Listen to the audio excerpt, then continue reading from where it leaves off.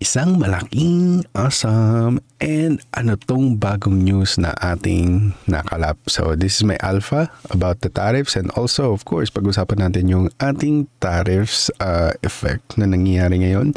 Okay, kasi meron na naman tayong nabasang bagong news about the deals and saan kaya papunta and matutupad pa ba kaya to itong ating pinipredict na prices. So ngayon, ito yung news, then biglang binawi. So let's see what happened here and why is this happening for S&P 500. Okay? So yan, ang mga balitang ating pag-uusapan for today or mga chismis na pag-uusapan natin for today, especially itong ating alpha. And para sa mga bago dito, guys, ako nga pala si Osaber and I've been here since 2017 in the cryptocurrency space and I've been winning publicly since 2021 sa inyo dito sa YouTube and sa Facebook channel natin.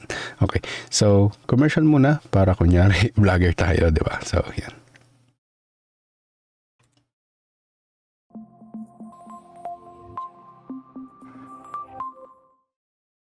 Okay, so yun nga, tulad nga na sinabi ko guys, nandito na po tayo sa mga pinipredict natin. So we've been predicting the prices and specifically nung nanalo tayo dito sa market na to.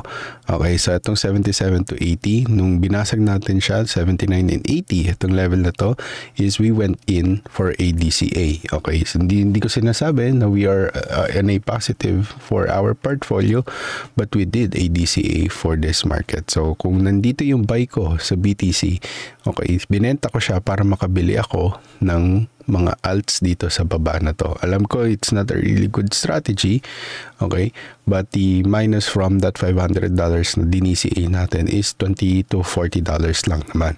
Okay, but nevertheless, okay, and needless to say, okay, we are now trending doon naman sa prediction natin na abutin natin pabalik yung ating 88k kasabitin. Okay, so probably we are in a very bad situation right now, which is this trend line. Okay, but we don't want to overextend our prediction. So sabi nga nila sa Fibonacci, no, kung nandito yung ating price kanina, okay, at bumagsak tayo at naglaro tayo sa pagitan nitong dalawang levels na to at nagtatagal tayo doon, okay, so meron na tayong isang beses, may pangalawa, meron tayong isang beses sa taas, isang beses dito sa baba, pangalawa sa baba. The next time that we go down here is baka dumiretso na tayo sa 64,600, which is very imminent kung yun yung mangyari. Kaya sinasabi ko, dapat by May or this week, sabihin natin, okay, we need to be able to secure a very positive level of 84k. Since yun nga, yun na yung nangyari, okay, we have yesterday's, umabot tayo ng 86, okay, it means we have a potential to go up here and play a sideways movement here na merong mga retracements na mangyayari dito sa ating 81,700.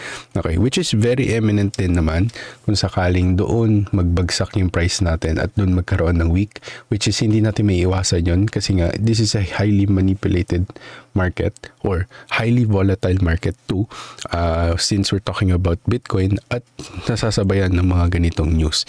So kahapon doon sa live ko, sinabi ko sa inyo na sana walang gawin si Donald Trump. Yung White House natin, we just need the White House to do nothing, okay, for the remaining days of the April. Kasi nasa kalahati na tayo ng April. Hindi natin alam kung anong gagawin.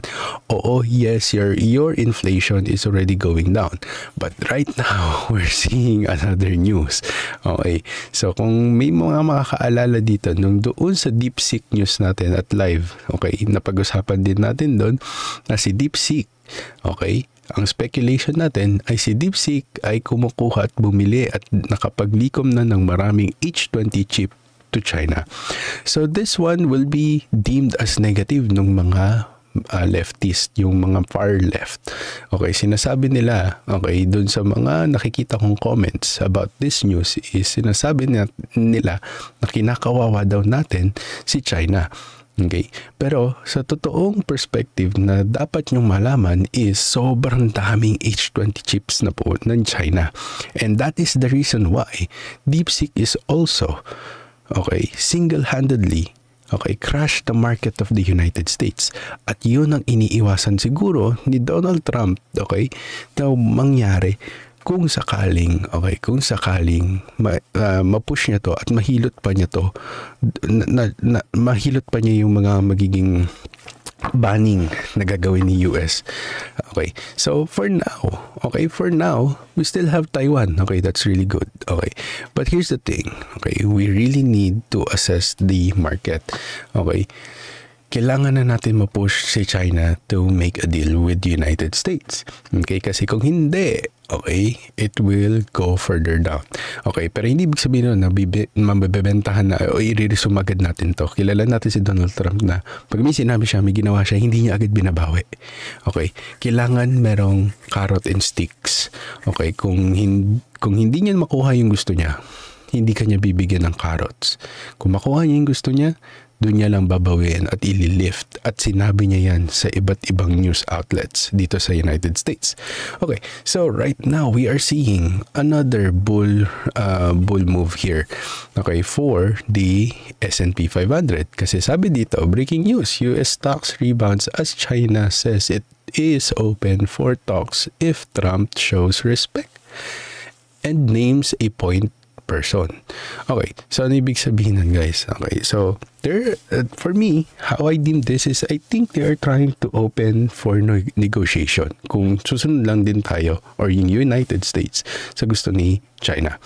Okay, so I don't know what's that. Okay, but they are willing to make deals, of course. So yun na, medyo lumalambot na si China at ito yung pinaka-wrong move na ginawa niya.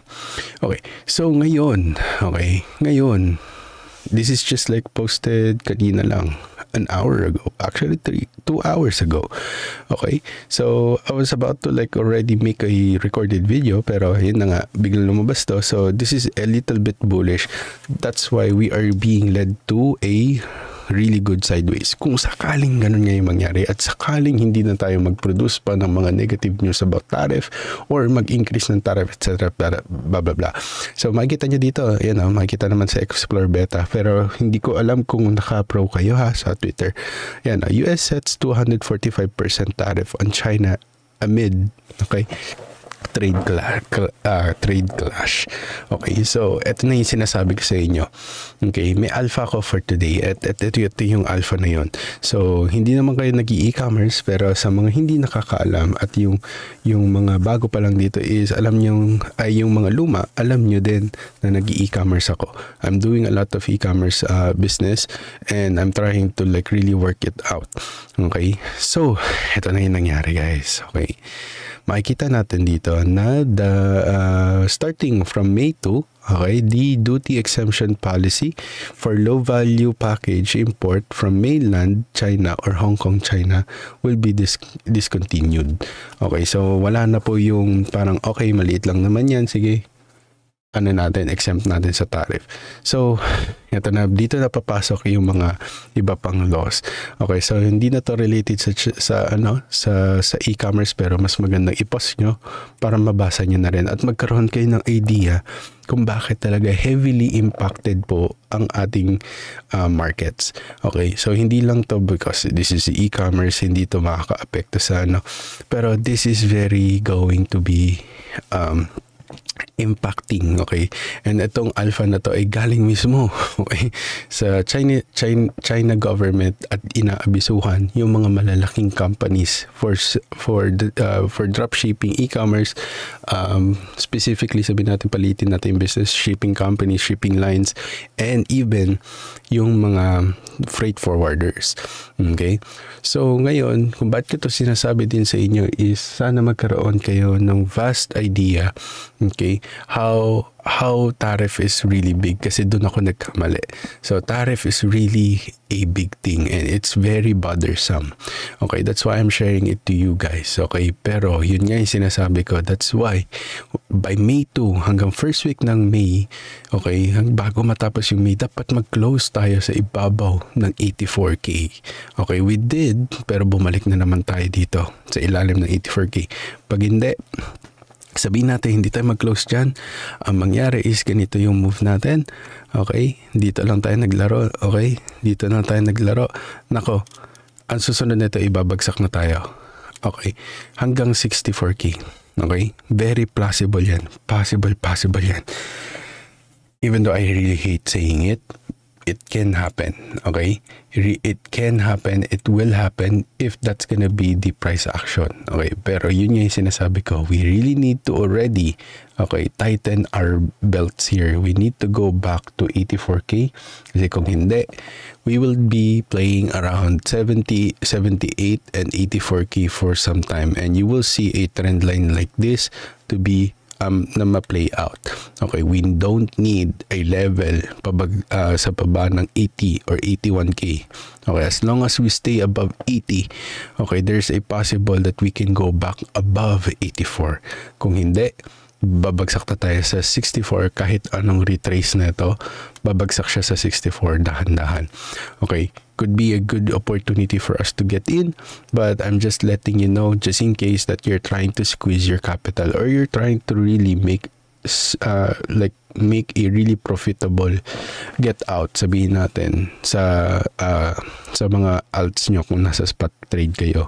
Pero yung mga nasa futures, please mag-ingat po tayo sa mga trades natin. Do not over leverage, please. Okay, mag-mitigate po ng losses, mag-reassess tayo ng market kung sakaling nabababad na kayo sa zoom in or sa lower time frames. So yun lang guys, wala na ako masyadong i-share.